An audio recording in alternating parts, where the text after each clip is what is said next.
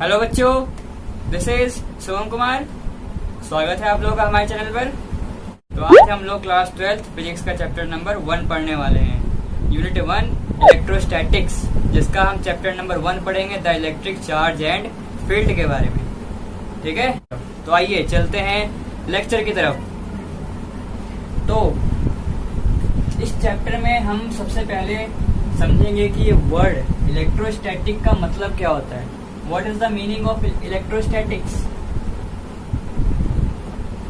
Electrostatics ये दो word से मिलके बना हुआ है। किसके से? इलेक्ट्रो से और स्टैटिक से। किसके से? इलेक्ट्रो से और स्टैटिक से। इलेक्ट्रो का मतलब होता है क्या? चार्ज। इलेक्ट्रो का मतलब क्या होता है? चार्ज। स्टैटिक का मतलब क्या होता है? पढ़ा हुआ 11th में स्टैटिक मैकेनिक्स में पढ़ा होगा ना, स्टैटिक्स। स्टैटिक का मतलब होता है रेस्ट। मतलब क्या हो गया? ये study of charge at rest. Charge जब रेस्ट पर होगा तो उसकी स्टडी करना, इसका मतलब होता है इलेक्ट्रोस्टैटिक्स। क्या मतलब होता है? Charge at rest, study of charge at rest, it's called electrostatics. जब हमारा चार्ज रेस्ट पर होगा तो उसके अंदर क्या क्या फिनोमिनाज होंगे, क्या क्या उसकी प्रॉपर्टीज होगी, हम इन चीजों के बारे में पढ़ने वाले हैं। क्लियर है? ठीक है, तो ये होता है मीनिंग ऑफ इलेक्ट्रोस्टैटिक्स। अब हम इसके आगे बढ़ते हैं तो हम जानेंगे, जैसे study of charge at rest था हमारा क्या, इलेक्ट्रोस्टैटिक्स। अब हम जानेंगे ये वर्ड चार्ज का मतलब। ये चार्ज का मतलब क्या होता है। तो बच्चों, अब हम जानेंगे चार्ज के बारे में। तो चार्ज हमारा क्या है? ये एक किसी भी एलिमेंट्री पार्टिकल की एक इंट्रिंसिक प्रॉपर्टी है, जिसकी वजह से वेरियस ऑब्जेक्ट्स के अंदर एक इलेक्ट्रिक फोर्स राइज होता है, और उस इलेक्ट्रिक फोर्स की वजह से किसी भी ऑब्जेक्ट्स के बीच में फोर्स ऑफ अट्रैक्शन या फिर फोर्स ऑफ रिपल्सन एक्ट होता है। क्लियर है? क्या बोला मैंने? ये एक एलिमेंट्री पार्टिकल की इंट्रिंसिक प्रॉपर्टी है, जिसकी वजह से वेरियस ऑब्जेक्ट्स के अंदर एक इलेक्ट्रिक फोर्स जनरेट होता है, और उस फोर्स की वजह से उन ऑब्जेक्ट्स के अंदर फोर्स ऑफ अट्रैक्शन या फिर फोर्स ऑफ रिपल्सन एक्ट होता है। उसे हम कहते हैं चार्ज। क्या कहते हैं? चार्ज। अब यहाँ पे क्वेश्चन आता है कि ये जो एलिमेंट्री पार्टिकल है, ये एलिमेंट्री पार्टिकल क्या है? क्या है ये एलिमेंट्री पार्टिकल? तो जितने भी मैटर है हमारे नेचर में, वो किससे बने हुए हैं? वो बने हैं मॉलिक्यूल से, एटम से। और उन एटम्स के अंदर क्या होता है? न्यूक्लियस होता है, और न्यूक्लियस के चारों ओर क्या होता है? इलेक्ट्रॉन होता है। तो ये जो इलेक्ट्रॉन, प्रोटॉन, न्यूट्रॉन, ये सब जो होते हैं तुम्हारे alpha particle, beta particle, gamma particle, ये सब के सब क्या है? Elementary particles. इनको हम कहते हैं एलिमेंट्री पार्टिकल। तो इनकी जो भी बेसिक इंट्रिंसिक प्रॉपर्टी जो होती है, वो होता है हमारा चार्ज, जिसकी वजह से वेरियस ऑब्जेक्ट्स के अंदर एक इलेक्ट्रिक फोर्स जनरेट होगा, और उसकी वजह से उनके अंदर फोर्स ऑफ अट्रैक्शन और फोर्स ऑफ रिपल्सन एक्ट होता है। क्लियर है इतना? तो आगे बढ़े। इसके बाद हमारा आता है कि जो चार्ज है वो स्केलर है या फिर वेक्टर है। तो चार्ज हमारा एक स्केलर क्वांटिटी है। ये तो मालूम ही होगा कि स्केलर और वेक्टर में क्या फर्क होता है। तो स्केलर क्वांटिटीज ऐसी क्वांटिटीज होती है जिसके अंदर सिर्फ और सिर्फ मैग्नीट्यूड होता है, और वेक्टर किसे कहते हैं? तो वेक्टर क्वांटिटीज ऐसी क्वांटिटीज होती है जिसके अंदर मैग्नीट्यूड, डायरेक्शन, और साथ के साथ वो quantity triangle law of vector addition को फॉलो करनी चाहिए। तो हम उस क्वांटिटीज को कहते हैं कि वो एक वेक्टर क्वांटिटीज है। क्लियर है? तो ये फर्क होता है स्केलर और वेक्टर में। यस, तो ये चार्ज है, स्केलर क्वांटिटीज है। क्लियर है? सिर्फ स्केलर, इसके अंदर सिर्फ मैग्नीट्यूड है, कोई डायरेक्शन नहीं है, और ना ही ये triangle law of vector addition को फॉलो करेगा। याद रखना मैंने क्या बोला है, ध्यान से इसको सुन लेना। मैं चार्ज के बारे में बात कर रहा हूँ। ये चार्ज तुम्हारा है स्केलर क्वांटिटीज। ठीक है? इसके बाद आता है unit of charge, SI unit of charge. क्या होता है? तो SI यूनिट ऑफ चार्ज हमारा होता है कोलम्ब, जिसको हम शो करते हैं C से। शॉर्ट फॉर्म में किससे शो करते हैं? C से।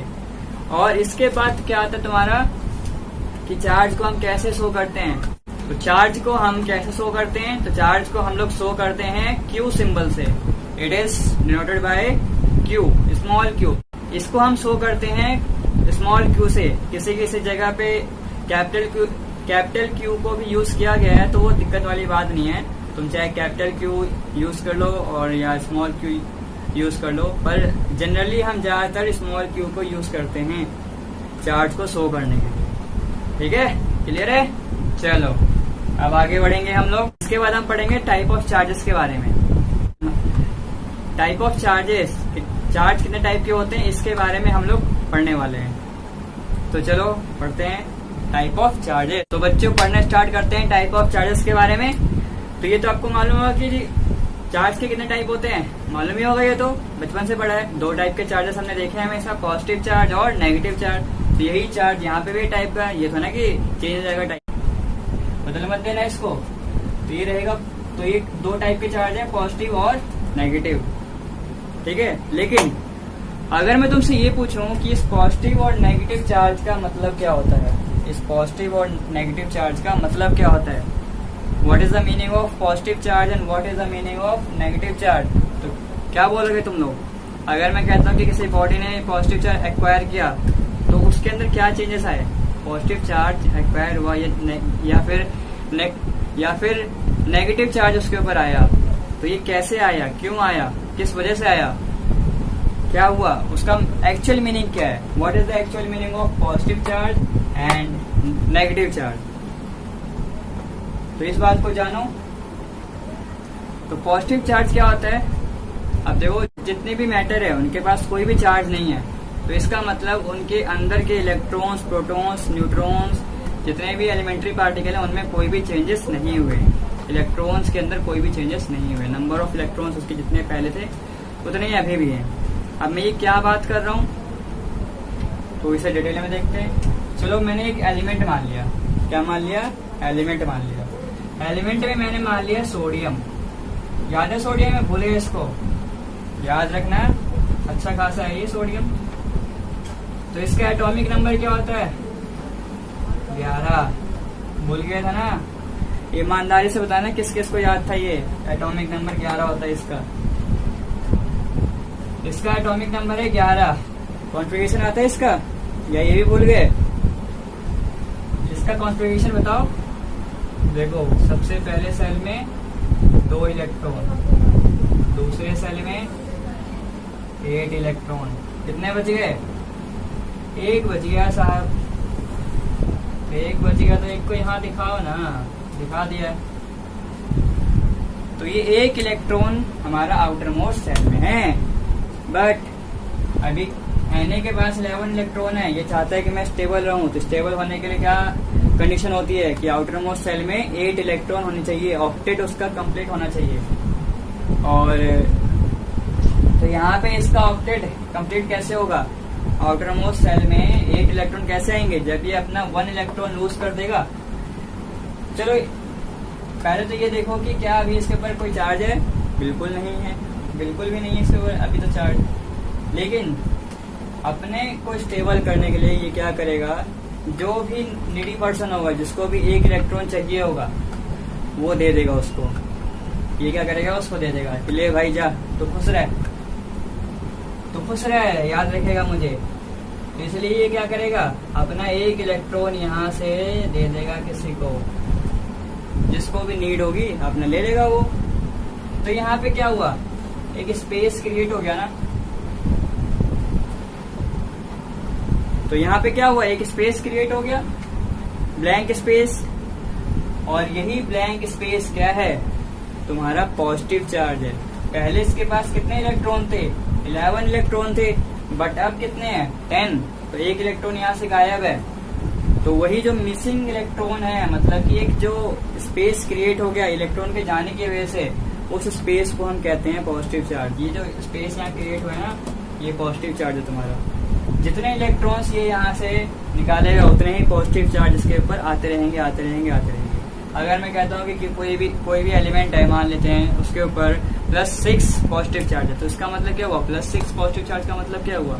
कि उसके पास 6 इलेक्ट्रॉन नहीं है। क्या है? नहीं है। 6 इलेक्ट्रॉन की उसके पास कमी है, डेफिशिएंसी है उसके पास, 6 इलेक्ट्रॉन्स की डेफिशिएंसी है उसके पास। इसका मतलब ये होता है +6 का मतलब, ठीक है। तो पॉजिटिव चार्ज का एक मीनिंग मोटा मोटा कहे तो क्या हो जाता है, इसको हम कह सकते हैं लैक ऑफ इलेक्ट्रॉन। मैटर में इलेक्ट्रॉन्स की कमी होगी तो हम लोग कहेंगे कि उसके ऊपर पॉजिटिव चार्ज आ रखा है। क्या आ रखा है? Positive charge. याद रखना है, कहीं इसको बोल दो कि नेगेटिव चार्ज आ रखा है, नहीं, ठीक है। भावनाओं में मत रहना। इसके बाद आता है नेगेटिव चार्ज। चलो इसका मतलब मैं बताता हूँ। इसका मतलब तो अब शायद तुम बता सकते हो। अगर पॉजिटिव चार्ज का मतलब है लैक ऑफ इलेक्ट्रॉन, तो नेगेटिव चार्ज का क्या होगा? इसका जस्ट उल्टा होगा। जैसे अगर मैं मान लेता हूँ कि क्लोरीन एटम है, ये मैंने ले लिया, क्लोरीन है। क्लोरीन का बताओ एटॉमिक नंबर क्या होता है? बताओ बताओ फटाफट। क्लोरीन का एटॉमिक नंबर होता है 17। कितनों को याद था? इसका कॉन्फ़िगरेशन क्या हो जाएगा? 2, 8, लास्ट में कितने बचे? 7। कॉन्फ़िगरेशन देख लो भाई, सही है ना। इसका कॉन्फ़िगरेशन चेक कर लेना इसे, ठीक है। यही होता है 2, 8, 7। तो इसे स्टेबल होने के लिए कितने इलेक्ट्रॉन चाहिए? चलो वो छोड़ो, स्टेबल की बात छोड़ो। अभी इसके बाद जितने इलेक्ट्रॉन हैं, जितने भी सेल में, पहले में 2 है, 8 है, 7 है, इसके पास 17 इलेक्ट्रॉन है। क्या अभी इसके पास कोई इलेक्ट्रॉन की कमी है? नहीं है। क्या इसके पास अभी कोई इलेक्ट्रॉन की डेफिशिएंसी है? नहीं है। क्या इसके पास इलेक्ट्रॉन्स का अमाउंट 17 से ज्यादा है? नहीं है। जितना था अभी उतना ही है, ठीक है। तो इसके ऊपर अभी इस वक्त कोई भी चार्ज नहीं आएगा। अब इसको स्टेबल होने के लिए कितने इलेक्ट्रॉन चाहिए? बताओ कितने चाहिए? इसका पेट भरने के लिए कितने इलेक्ट्रॉन और चाहिए? तो इसको 1 इलेक्ट्रॉन और चाहिए अपनी पेट की तृप्ति पाने के लिए। तो 1 इलेक्ट्रॉन जब इसको और मिल जाएगा तो इसको अपने पेट की तृप्ति मिल जाएगी, तृप्ति की प्राप्ति हो जाएगी, ठीक है। तो इसको 1 इलेक्ट्रॉन मिल जाएगा। और यहाँ पे एन ने 1 इलेक्ट्रॉन अपना दिया था, जिसकी वजह से यहाँ पे पॉजिटिव चार्ज आया था। तो 1 इलेक्ट्रॉन को ये ले लेगा। तो अगर 1 इलेक्ट्रॉन को इसने ले लिया तो अभी 7 की जगह फिर क्या बन जाएगा?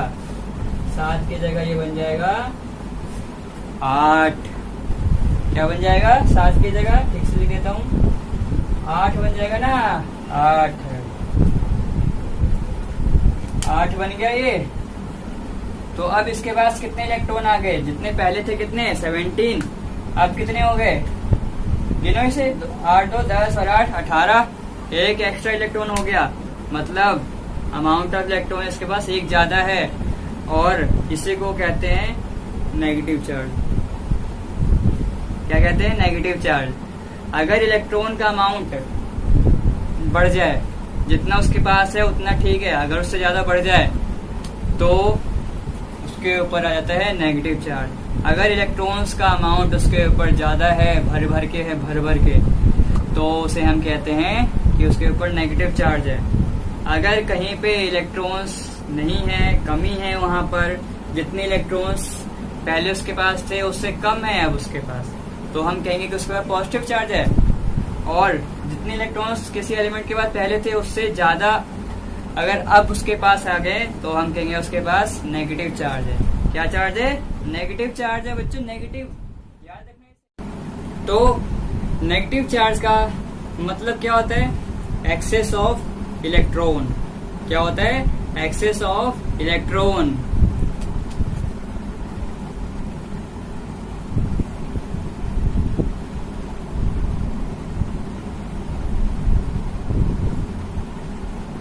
ठीक है, एक्सेस ऑफ इलेक्ट्रॉन, ये है मतलब नेगेटिव चार्ज का। ओके, क्लियर है? पॉजिटिव चार्ज का मतलब, नेगेटिव चार्ज का मतलब एक्सेस ऑफ इलेक्ट्रॉन, इलेक्ट्रॉन्स का अमाउंट वहाँ पे ज्यादा है तो वहाँ पे नेगेटिव चार्ज है। और अगर इलेक्ट्रॉन्स की मात्रा वहाँ पे कम है तो क्या होगा? Positive charge. ओके, क्लियर है? इसके बाद कुछ इसकी बेसिक प्रॉपर्टी है जो तुम्हें मालूम होगी। जैसे कि लाइक चार्जेस आपस में क्या करते हैं?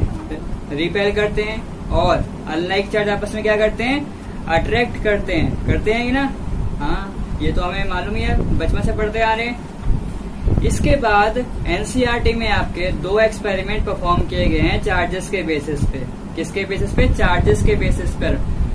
अब यहाँ पे अब उस एक्सपेरिमेंट में क्या हुआ था, उस एक्सपेरिमेंट को परफॉर्म करके हमें ये मालूम पड़ा था कि हमारे पास 2 टाइप के चार्जेस होते हैं और लाइक चार्जेस हमेशा रिपेल करेंगे और अनलाइक चार्जेस आपस में अट्रैक्ट करेंगे।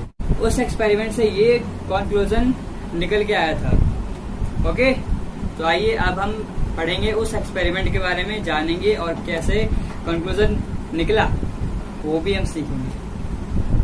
तो चलिए चलते हैं हम लोग उस एक्सपेरिमेंट को सीखने। तो तैयार हैं आप लोग? तो आइए सीखते हैं। तो चलते हैं हम लोग अपने एक्सपेरिमेंट नंबर 1 के सफर पर। चलो सीखें। तो जैसा कि आप डायग्राम में देख पा रहे हैं कि मैंने 3 स्टेप बना रखे हैं इस एक्सपेरिमेंट के, फर्स्ट, सेकंड एंड थर्ड। ये 3 स्टेप में आपके पूरा एक्सपेरिमेंट परफॉर्म हो जाएगा, फर्स्ट वाला।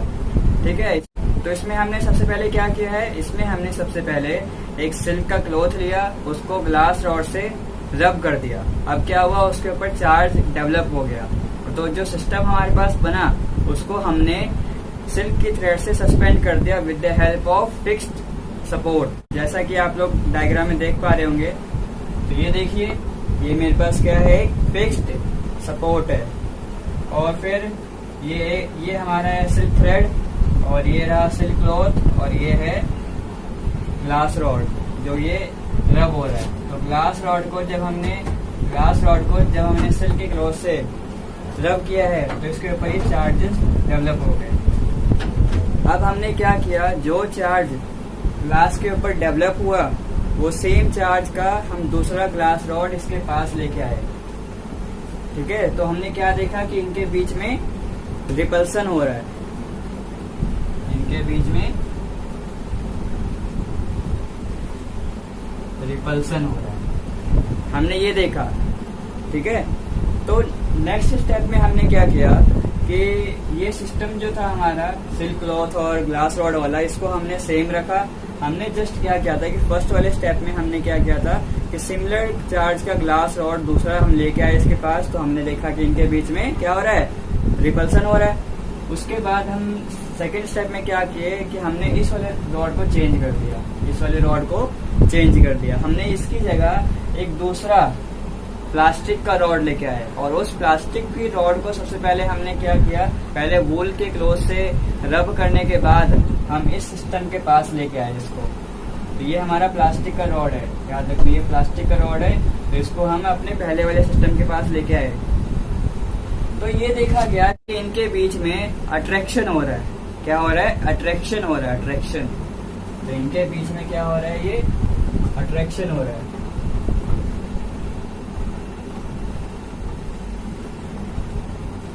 तो ये अट्रैक्शन हो रहा था इनके बीच में। क्लियर है, क्लियर है। तो ये अट्रैक्शन हो रहा था इनके बीच में। अब हमने क्या किया, हमने ये तो देख लिया कि जब हमारा सिल्क क्लॉथ को ग्लास रॉड से रब किया तो उसके ऊपर जो भी चार्ज डेवलप हुआ था, फिर हम सिमिलर चार्ज के ग्लास रॉड ले गए तो उसमें देखा गया कि रिपल्सन हो रहा है। उसके बाद हमने क्या किया कि सिस्टम को सेम रखा। हमने ये सोचा कि अगर मैं इस रॉड को, जो सिमिलर चार्ज का रॉड लेके आए हैं, उसको अगर मैं रिप्लेस कर दूं तब क्या होता है। तो उसकी जगह हम लोग प्लास्टिक रॉड को लेके आए। तो हमने ये देखा कि इनके बीच में अट्रैक्शन हो रहा है। अब हमने थर्ड स्टेप में फिर क्या सोचा कि अगर हमारा सिस्टम ही चेंज हो जाए तो क्या होगा।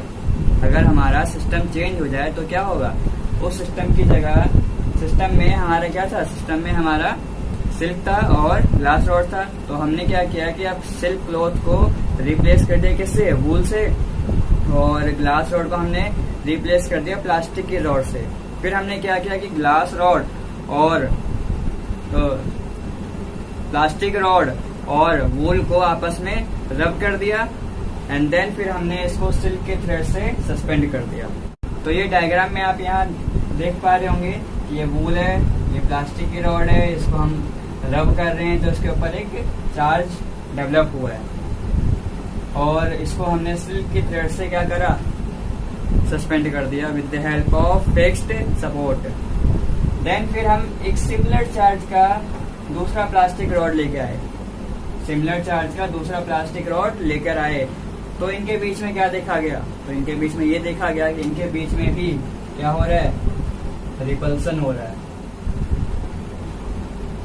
तो इनके बीच में देखा गया कि इनके बीच में भी रिपल्सन हो रहा है। क्लियर है? तो हमने ये देखा कि फर्स्ट स्टेप में रिपल्सन, अट्रैक्शन, रिपल्सन।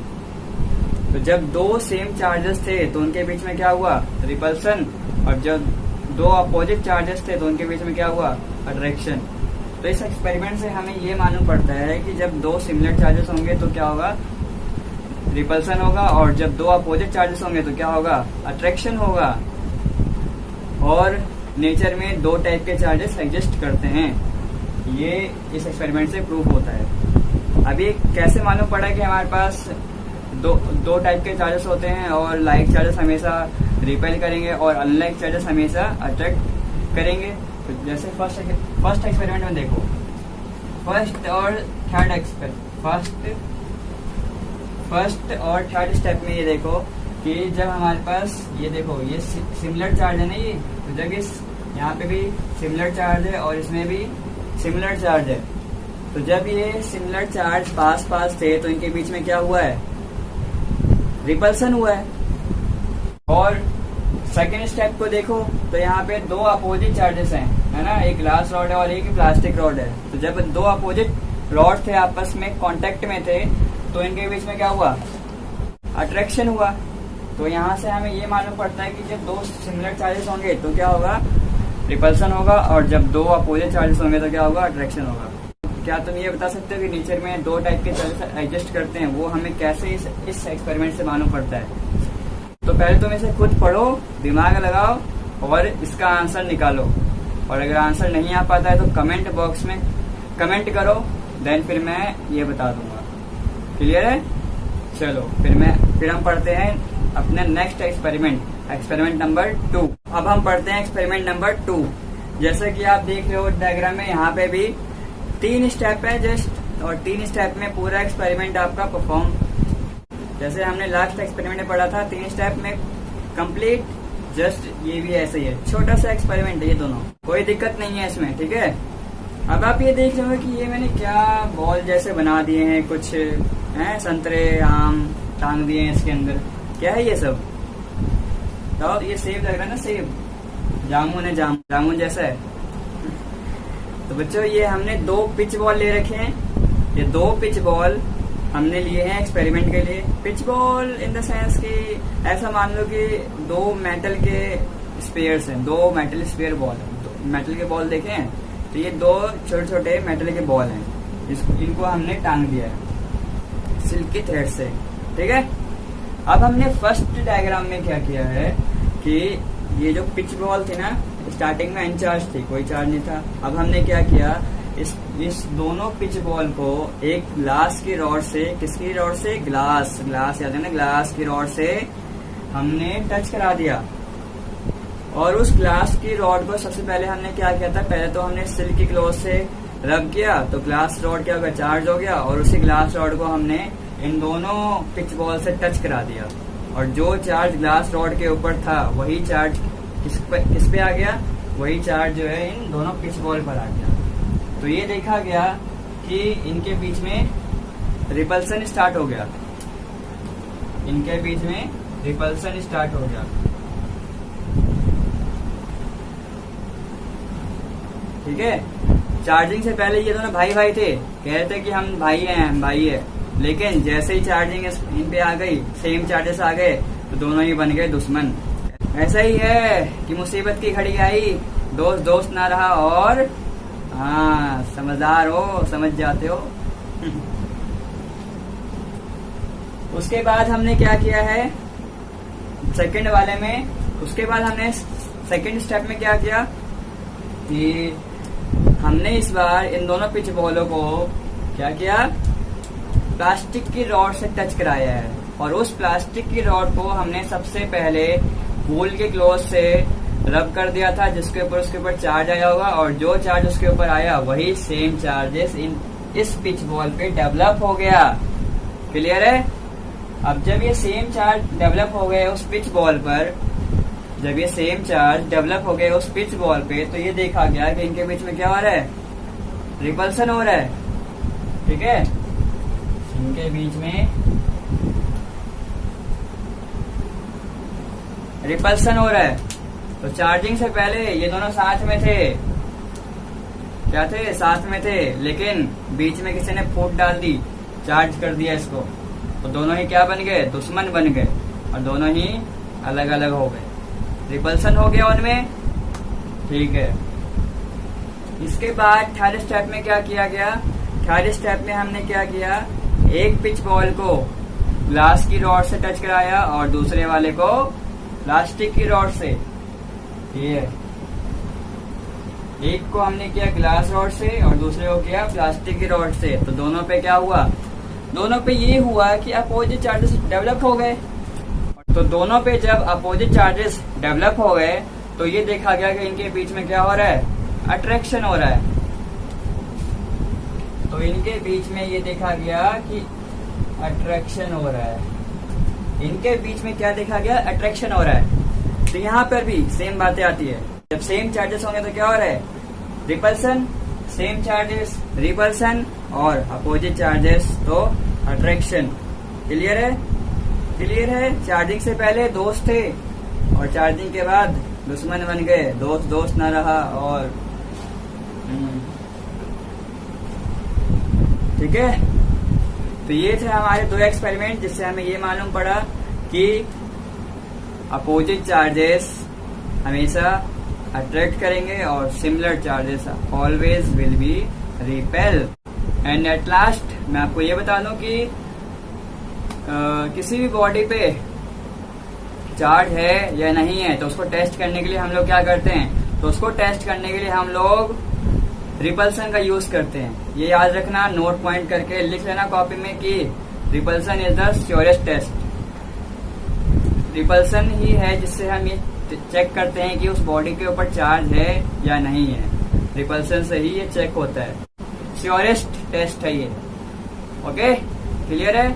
तो मिलते हैं मेरी अगली वीडियो में जिसमें मैं आपको इससे आगे का पढ़ाऊंगा, जिसमें हम पढ़ेंगे चार्जिंग, मेथड ऑफ चार्जिंग के बारे में पढ़ेंगे और उसके आगे हम पढ़ेंगे कूलम्स लॉ, फिर उसके बाद प्रिंसिपल ऑफ सुपरपोजिशन। ये 3 बातें हम पढ़ेंगे अपने नेक्स्ट वीडियो में। क्लियर है। तब तक के लिए ध्यान रखिए अपना, टेक केयर, अपने मम्मी पापा का भी ध्यान रखिए और उनकी बात मानते रहिए।